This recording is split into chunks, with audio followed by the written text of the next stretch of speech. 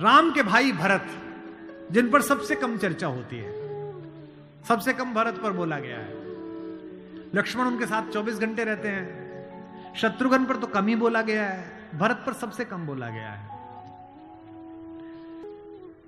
सरस्वती ने देवताओं के कहने पर मंथरा की बुद्धि फेर दी। सरस्वती ने देवताओं के कहने पर कैकेयी की बुद्धि फेर दी। लेकिन जब भरत ने कहा कि मैं भैया को वापस लेने जा रहा हूं, तो देवताओं में खलबली मच गई। बोले यार अभी तो गया है ये, और इसको लेने ही चल दिया,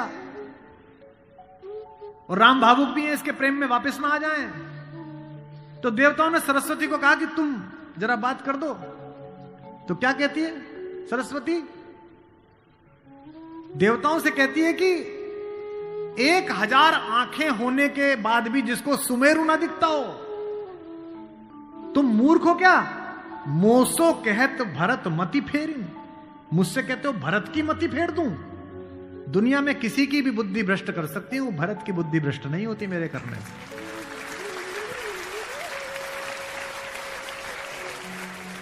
भरत जब भैया को ढूंढते हुए निकले तो पूरे खानदान को लेकर निकले। भरत ने कहा किसी की तो मान लेंगे, कौशल्या की मान लेंगे, ससुर को भी लेकर गए।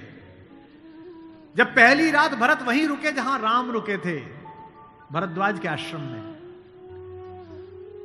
सुबह चलते समय भरत संकोच में थे, तो भरद्वाज ने कहा कि राजन, क्योंकि राजा हो चुके थे, आपके चेहरे पर संकोच है। तो भरत ने डरते हुए कहा कि महर्षि मैं डरा हुआ हूं, मेरी मां ने इतनी बदतमीजी की बात कर दी, मैं बाहर था। भरत को नहीं बताया गया था कि पिता दिवंगत हो गए, पता है आपको ये बात नहीं? भरत को संदेश भेजा गया था तो उसमें यह नहीं कहा गया था कि पिता एक्सपायर कर गए, यह कहा गया था कोई इमरजेंसी है, घर आओ। अयोध्या के बाहर नंदीग्राम में इनके पूर्वजों का एक मंदिर था, जहां इनके पूर्वजों की प्रतिमाएं लगी हुई थी। मानधाता की, दिलीप की, रघु की, अज की, नहुष की। वहां भरत रास्ते में रुके अपनी सेना के साथ पूजन करने के लिए कि पूर्वजों का पूजन कर लूं, पुरखों का। पुरोहित ने हाथ में थाली दी, तो पहले इसका पूजन प्रथु, जो सबसे पहले जिनके कारण ये पृथ्वी कहलाती है, इनके घर के, फिर मानधाता का, फिर राजा बलि का जिन्होंने अपना मांस दे दिया था, रंतिदेव का। पूजन करते करते अज, रघु, दिलीप तक आए, और जैसे ही उन्होंने अगली मूर्ति देखी तो देखी पिताजी की मूर्ति। तेज तो थे ही, उन्होंने पुरोहित की तरफ देखा कि ये क्या? पुरोहित की आंख में आंसू, उसने कहा कि महाराज नहीं रहे, और भरत के हाथ से थाली छूट गई। भरत ने कहा मुझे किसी ने बताया क्यों नहीं कि पिताजी दिवंगत हो गए, क्या हुआ था? बोले राम को वनवास मिल गया। भैया को वनवास क्यों मिल गया? आपकी मां ने मांग लिया। भरत घोड़ा दौड़ाते हुए अयोध्या तक पहुंचे, रोते हुए। सोच के देखिए, भरत जैसा भाई, भ्रातृत्व में राम किसी का उदाहरण नहीं देते, लक्ष्मण का भी नहीं देते। जब हनुमान को गले लगाते हैं तो ये नहीं कहते कि तुम लक्ष्मण जैसे भैया हो मेरे, तुम मोहि प्रिय ही भरत संभाई। देना हुआ है जब कोई प्यारा उदाहरण, हमने दिया है सिर्फ तुम्हारा उदाहरण।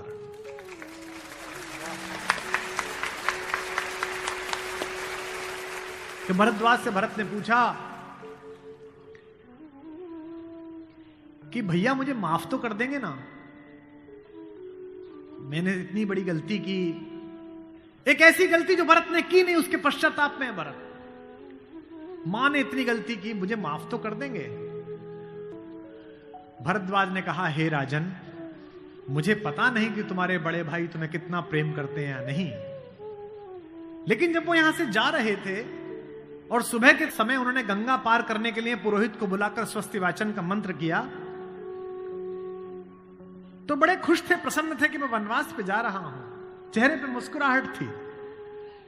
लेकिन पुरोहित ने हाथ में जल दिया, और जैसे ही पुरोहित के मंत्रों के बीच में निकला कि जम्बूद्वीपे भरत खंडे, और जैसे ही भरत सुना, राम के हाथ से जल गिर गया और वो जमीन पर गिर पड़े और हाय भरत चिल्लाने लगे, इतना प्रेम तुम्हें राम करते हैं।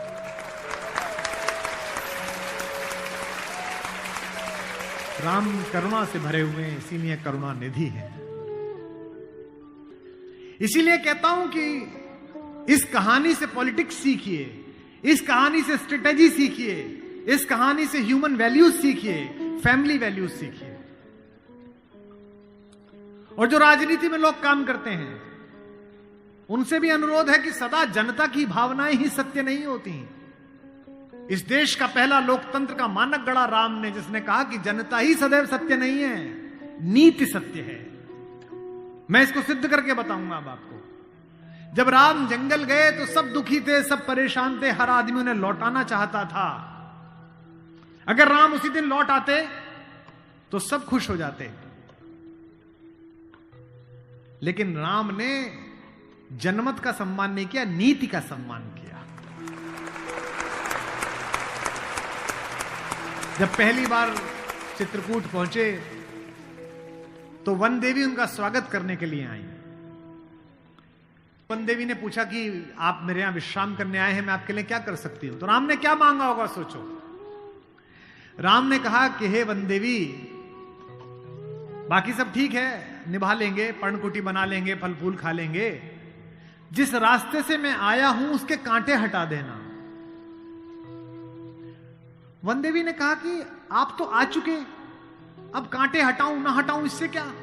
राम ने जो उत्तर दिया वो आपकी आंख भिगोने के लिए काफी है। राम ने कहा कि मेरी तो कोई दिक्कत नहीं है, मेरे पैर में कांटे लग गए, पर मुझे ढूंढता ढूंढता मेरा भाई भरत इसी रास्ते से आएगा, उसको कांटे नहीं चुभने चाहिए, कांटे हटा दे।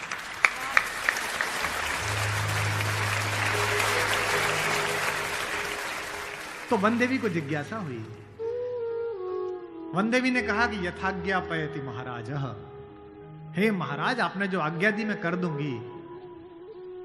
एक छोटी सी मेरी जिज्ञासा है, क्या अयोध्या का राजा, अयोध्या की चतुरंगिणी सेनाओं का सेनापति, दशरथ का पुत्र, राम का छोटा भाई भरत इतना नाजुक है कि रास्ते में चलेगा तो उसके कांटे चुभ जाएंगे? राम ने कहा नहीं, वो तो वज्र के समान है, उसकी छाती से टूटकर तो इंद्र का वज्र टूट जाता है, ये कांटे उसे परेशान नहीं करेंगे। वन देवी ने कहा फिर क्यों हटा दूं? बोले परेशानी यह है कि जब उस रास्ते पर आएगा अगर एक कांटा भी चुभा तो उसका दिल यह सोचकर टूट जाएगा कि मेरे कारण मेरे भैया को इन कांटों को झेलना पड़ा है।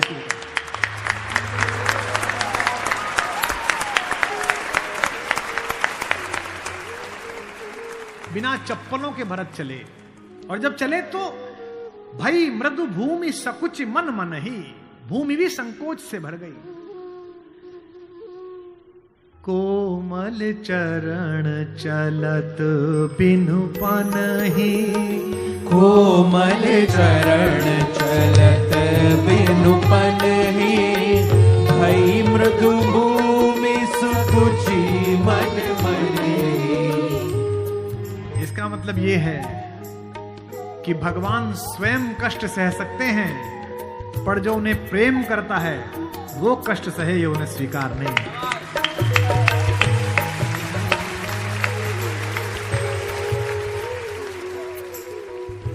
चित्रकूट में रात्रि का समय है,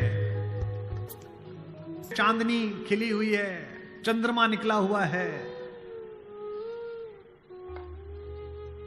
ये वो पल था जहां से राम की कहानी पलट सकती थी। अगर दशरथ के अंधेरे कक्ष का एक निर्णय राम को इस जंगल तक लाया है मित्रों, तो आज इस पूर्णमासी के चांद के नीचे का राम का एक निर्णय राम को वापस अयोध्या ले जा सकता है या लंका ले जा सकता है। ये वो रात थी। मुझसे कोई पूछता है कि राम कथा की सबसे महत्वपूर्ण रात्रि कौन सी है, जिस दिन लक्ष्मण को मूर्छा आई वो भी महत्वपूर्ण नहीं थी, क्योंकि पता था कि बच जाएंगे। जिस दिन सीता का अपहरण हुआ वो रात्रि भी महत्वपूर्ण नहीं थी। यही रात महत्वपूर्ण थी, यही रात अंतिम, यही रात भारी, जिसमें भरत, शत्रुघ्न, तीनों माताएं, गुरु वशिष्ठ, ससुर साहब, सास, सब आए हैं कि बस राम लौट चलो। तदनंतर बैठी सभा उटज के आगे, नीले वितान के तले दीप बहु जागे। टकटकी लगाए नयन सुरों के थे वे, सब देख रहे थे। परिणाम उत्सुक उन भयातुरों के थे वे, वह चंद्रलोक था कहां चांदनी वैसी। प्रभु बोले गिरा गंभीर गूढ़ निधि जैसी। जब सबने खाना खा लिया, सबने पानी पी लिया, तब भगवान ने सबको बिठाकर पूछा। क्या सवाल पहला? भरत जैसे आदमी से, हे भरत भद्र, अब कहो अभीप्सित अपना। इतनी दूर चल के आए हो, बताओ क्या चाहिए?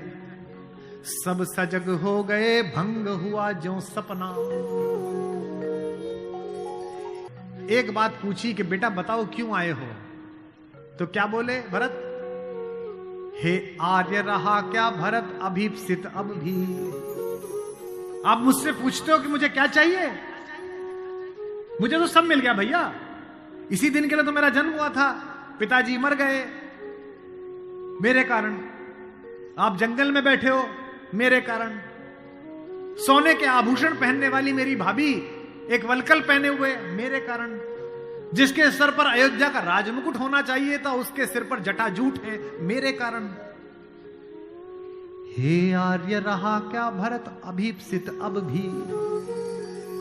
मिल गया अकंटक राज्य उसे जब तब भी।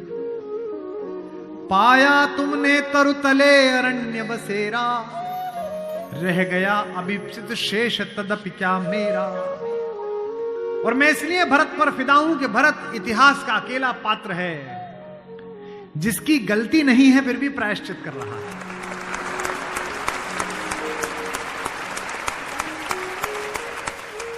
भरत अकेले हैं जिनकी कोई गलती नहीं है, उनकी मां की गलती है और वो प्रायश्चित कर रहे हैं। यहीं से राम का लोकतंत्र प्रारंभ होता है। कैसे? पूरी अयोध्या सोचती है कि कैकेयी अपराधीन है। राम उस रात 2 काम करते हैं। भरत को लोकतंत्र का मंत्र देते हैं और कैकेयी को स्वीकार करके क्षमा का मंत्र देते हैं। उन्हें पता था कि अगर भरत लौट भी जाएगा तो जीवन भर मां से बात नहीं करेगा, पूरी अयोध्या इनके नाम पर नाराज रहेगी। इसलिए जब तीनों माएं पहुंची हैं, प्रथम राम भेंटी कैकेयी। राम ऐसे थोड़ी है कि हायरार्की नहीं जानते हो कि पहले अपनी बड़ी मां का प्रणाम करें, फिर सुमित्रा का प्रणाम करें, फिर कैकेयी का प्रणाम करें। उनको पता था कि कैकेयी के बारे में लोगों के मन में अच्छी धारणा नहीं है। अगर देश के प्रधानमंत्री, आपके प्रदेश की मुख्यमंत्री किसी ऐसे व्यक्ति को मिल लें जिसके बारे में आपकी अच्छी धारणा न बन रही हो, तो आपकी धारणा बदलती है कि प्रधानमंत्री मिले थे, मुख्यमंत्री मिली थी, इसका मतलब अच्छा है। अगर ऐसे व्यक्ति की प्रशंसा कर दें, वो तो राम है, उनको पता है कि कैकेयी की मनोदशा कैसी है। और कैकेयी खुद कहती भी है, कहती है बेटे मुझसे जो अपराध हुआ है वो किसी से नहीं हुआ है। कहते आते थे अभी सभी नरदेही, माता न कुमाता पुत्र को पुत्र भले ही। पर हाय आज यह सुने विरुद्ध विधाता, है पुत्र पुत्र ही बनी कुमाता माता। क्या कहती हैं? युग युग तक चलती रहे कठोर कहानी, थी रघुकुल में भी एक अभागिन रानी। थूके मुझ पर त्रैलोक्य भले ही थूके, जो कोई कह सके कहे क्यों चूके। लेकिन एक बात मांगती हूं राम तेरे दरबार में, छीने न भरत का किंतु मातृपद मुझसे। रे राम दुहाई करूं और क्या तुझसे।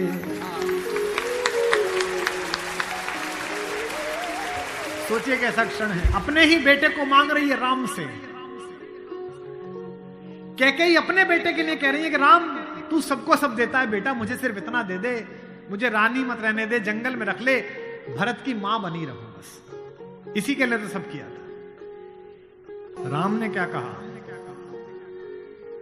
हे अम्ब, ओ मेरी मां, हे अम्ब तुम्हारा राम जानता है सब।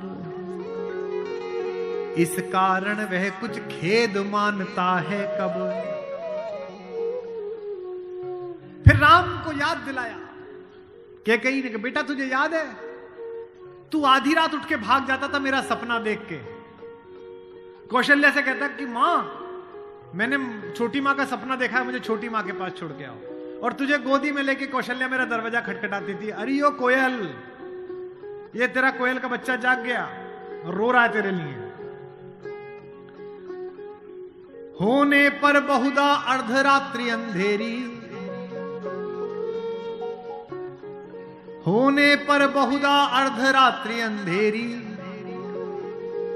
जी जी आकर करती पुकार थी मेरी। लो कुहुकुनी, ओ कोयल, लो कुहुकुनी तेरा कुहुक राम यह जागा। लो कुहुकुनी अपना कुहुक राम यह जागा। निज मंझली मां का स्वप्न देख उठ भागा। होने पर बहुधा अर्धरात्रि अंधेरी,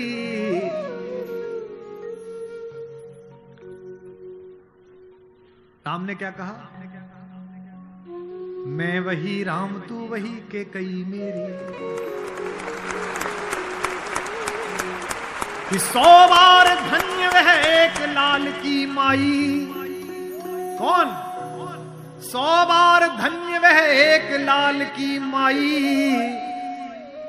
जिस जननी ने है जना भरत सा भाई।